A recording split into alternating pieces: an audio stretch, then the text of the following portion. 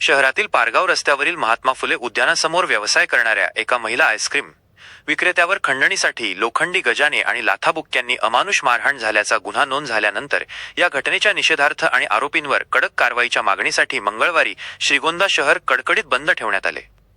महिला सुरक्षेचा प्रश्न पुन्हा एकदा ऐरणीवर आला असून भरवस्तीत खंडणी मागण्याचे धाडस करणाऱ्या गुंडांवर पोलीस काय कारवाई करतात याकडे सर्वांचे लक्ष लागले आहे। या घटनेनंतर आरोपींवर कठोर कारवाई करावी आणि नगर परिषदेच्या जागेत त्यांनी केलेले अतिक्रमण तातडीने खाली करावे आणि त्यांना अतिक्रमित जागेतून बाहेर काढावे, तसेच त्यांचेवर गुन्हे दाखल करावे या मागणीसाठी व्यापारी आणि नागरिक आक्रमक झाले। मंगळवारी सकाळपासूनच शहरातील सर्व व्यवहार बंद ठेवून नागरिकांनी श्रीगोंदा पोलीस ठाण्यात ठिय्या आंदोलन केले। आंदोलनाची दखल घेत प्रशासनाने आंदोलकांशी चर्चा केली। 7 आणि 8 मार्च रोजी पोलीस बंदोबस्तात नगर परिषदेच्या इमारतीमधील अतिक्रमण काढून घेण्याचे आणि त्या ठिकाणी आवश्यक उपाययोजना करण्याचे आश्वासन प्रशासनाकडून देण्यात आले आहे। या आश्वासनानंतर नागरिकांनी तुर्तास आंदोलन मागे घेतले असले तरी आरोपींवर कठोर कारवाई होईपर्यंत नागरिक लक्ष ठेवून आहेत।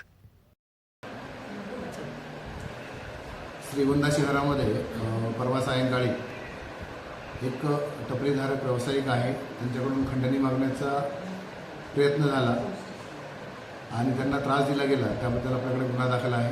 त्या गुन्ह्याचा तपास श्रीगोंदा पोलीस करत आहेत। त्याच्यामध्ये जे फिर्यादी आहे त्यांची काही वाढीव हकीकत आता जनतेने किंवा त्यांनी समोर मांडलेली आहे ती नोंदवून त्याप्रमाणे आपण कार्यवाही करत आहोत। या सर्वांच्या मागे विशिष्ट काही लोक आहेत जे वेगवेगळ्या प्रकारे त्रास देतात, परंतु आम्ही आवाहन करून वेळोवेळी जनतेला सांगून सूचना देऊन विनंती करूनही ते त्यांच्या ज्या व्यथा आहेत किंवा ज्या फिर्यादी आहेत त्या रीतसर नोंदवत नाही। त्यामुळे या अपप्रवृत्तींना वाढ होते किंवा खतपाणी घातलं जातं। अन्याय करणाऱ्यापेक्षा अन्याय सहन करणारा जास्त दोषी असतो। त्यामुळे असे सर्व नागरिक या ठिकाणी आले होते। प्रतिकात्मक त्यांनी आज श्रीगोंदा शहर बंद ठेवलं होतं। सर्वांची या ठिकाणी आम्ही ऐकून घेतलं। या ठिकाणी नगर परिषदेच्या मुख्याधिकारी मॅडम पण हजर होतात, आम्ही होतो, आमचे सहकारी होते।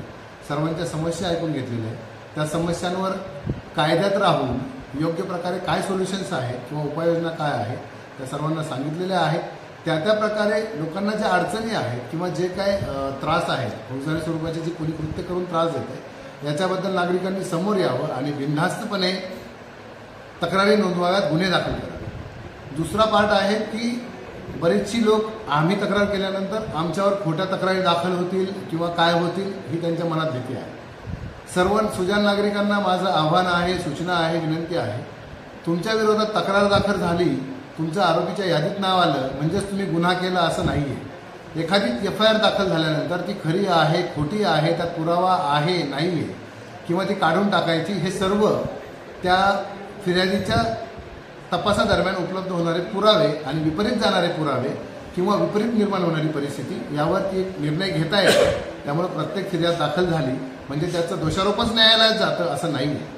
बऱ्याचशा फिर्यादी खोट्या असतात, काही गैरसमजुतीने दिलेल्या असतात, काहींमध्ये पुरावाच उपलब्ध होत नाही किंवा काहींमध्ये किरकोळ MC स्वरूप असतं तरीही ते वाढून हकीकत सांगतात। आम्ही तपासादरम्यान त्या प्रकारे सहकार्य सर्व जनतेला केलेलं आहे, करत आहोत आणि करत राहणार।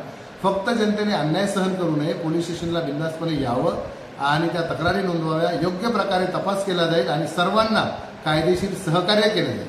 धन्यवाद। श्रीगोंदा नगरपालिकेची महात्मा फुले उद्यान जे आहे त्याच्या बाजूलाच एक अंडर कन्स्ट्रक्शन असणारी बिल्डिंग आहे। या बिल्डिंगमध्ये काही विशिष्ट समाजाच्या लोकांनी अनधिकृतरित्या ताबा घेतलेला आहे आणि तिथं ते लोक वास्तव्याला आहेत। त्यांना सामान्य नागरिकांना बऱ्याचदा न्यूसेन्स होत असतो। तर सदर जागेवरचं जे अतिक्रमण आहे ते काढण्याचा प्रयत्न यापूर्वी 2024मध्ये एकदा झालेला होता। त्यावेळी ती कार्यवाही पूर्ण होऊन गेलेली नव्हती। आज याच गोष्टीच्या अगेन्स्ट श्रीगोंदा शहरातील सर्व व्यापारी वर्गाने प्रशासनाची भूमिका अशी आहे की आम्ही ऑफिसला एक पत्र दिलेलं आहे पोलीस फोर्स मिळण्यासाठी आणि पोलीस फोर्स उपलब्ध झाल्यानंतर आम्ही 7 आणि 8 तारखेला आपण पोलीस बंदोबस्त मागितलेला आहे। प्राप्त झाल्यानंतर आणि कारवाईची प्रक्रिया झाल्यानंतर ही बिल्डिंग पुन्हा अतिक्रमण होऊ नये याच्यासाठी आम्ही ह्या उपाययोजना करतो. लाईनमध्ये दिली आणि म्हणून तुम्ही फोन बंद 21 तारखेला महात्मा फुले उद्यानासमोर एका व्यवसाय करणाऱ्या महिला व्यावसायिकावरती काही लोकांनी प्राणघातक हल्ला केला. म्हणजे घटनेचा निषेध नोंदवण्यासाठी संपूर्ण गाव एकत्र येऊन आज बंदची हाक दिली गेली होती आणि संपूर्णपणे उत्स्फूर्तपणे बंद पाळला गेला आणि संघटितरित्या सर्व व्यावसायिक असतील, नागरिक असतील यांनी पोलीस स्टेशनवरती मोर्चा आणल्यानंतर सगळ्या गोष्टींवरती साधक-बाधक चर्चा झाली. अनेकांनी त्यांच्या बाबतीत घडलेले प्रसंग असतील, मग ते सावकारकीच्या बाबतीत असेल, ताबामारीच्या बाबतीत असेल, या सर्व गोष्टींवरती अनेकांनी आपल्या तक्रारी या ठिकाणी बोलून दाखवल्या, मनोगत व्यक्त केली. सगळी मनोगत व्यक्त झाल्यानंतर अंतिम निर्णय आज या आंदोलनाचं यश आपल्याला म्हणावं लागेल की अनेकांची अशी अपेक्षा होती की आजच्या आज लगेच अतिक्रमण काढावं, परंतु अतिक्रमण काढणं ह्याला एक मोठी प्रोसिजर असते. एस.पींकडं नगर परिषदेने रीतसर त्या ठिकाणी अर्ज दाखल केलेला आहे. अधिकची त्या ठिकाणी कुमक मागवून त्या ठिकाणी सपोर्ट मागून त्या 7 तारखेला म्हणजे 7 एप्रिल आणि 8 एप्रिल ह्या 2 दिवशी ते अतिक्रमण काढलं जाणार आहे. अतिक्रमण काढल्यानंतर अनेक नागरिकांनी ज्या शंका व्यक्त केल्या की पाठीमागं अतिक्रमण काढल्यानंतर पुन्हा त्या लोकांनी अतिक्रमण केलं, या बाबतीत नगरपालिकेने देखील योग्य भूमिका त्या ठिकाणी घेतलेली असून CO मॅडम यांनी स्पष्ट सांगितलं आहे ज्या दिवशी अतिक्रमण काढलं जाईल त्याच दिवशी नगरपालिका त्या ठिकाणी ताबा घेईल आणि त्यांच्या नगर परिषदेचे काही विभाग, त्याच्यामध्ये अग्निशमन असेल, इतर विभाग असतील, त्याचं लगेच त्या ठिकाणी ते विभाग तिथं शिफ्ट केले जातील आणि ती इमारत ताब्यात घेतली जाईल, जेणेकरून तिथं पुन्हा अतिक्रमण होणार नाही. अशा पद्धतीचं CO मॅडम यांनी भूमिका मांडलेली आहे.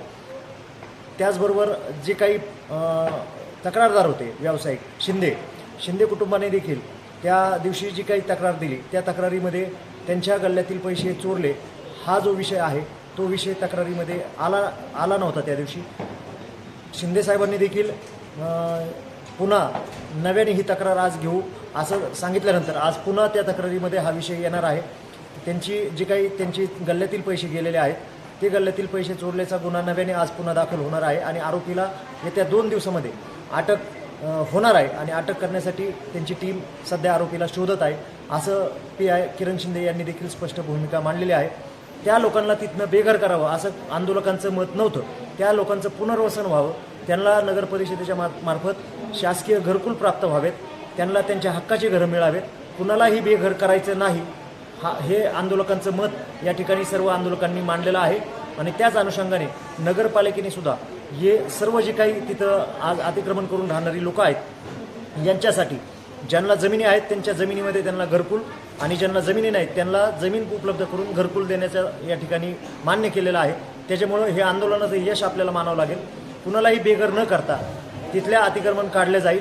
अतिक्रमण काढल्यानंतर नगरपालिकेचे त्या ठिकाणी विभाग लगेच शिफ्ट होतील सेम डे आणि त्या लोकांना त्या ठिकाणी नवीन हक्काची घरकुलं त्या ठिकाणी मिळणार आहेत. हे सगळं एकंदरीत पाहिलं तर हे आंदोलनाचं मोठं यश आपल्याला म्हणावं लागेल. ज्या व्यावसायिकांनी आज आपले व्यवसाय बंद ठेवून या आंदोलनाला पाठिंबा दिला, ज्या पत्रकार बांधवांनी हा विषय जनतेपर्यंत पोहोचवण्यासाठी आम्हाला मदत केली, त्या सर्व पत्रकार बांधव असतील, मीडियाचे प्रतिनिधी असतील, त्याचबरोबर सोशल मीडियाचे सर्व प्रतिनिधी असतील आणि सर्व व्यावसायिक असतील, आंदोलकांच्या वतीनं या सर्वांचे आम्ही मनपूर्वक आभार मानतो. धन्यवाद. जय जिजाऊ, जय शिवराय. लोकक्रांती न्यूज करिता व्हिडिओ जर्नलिस्ट किशोर मचे, श्रीगोंदा.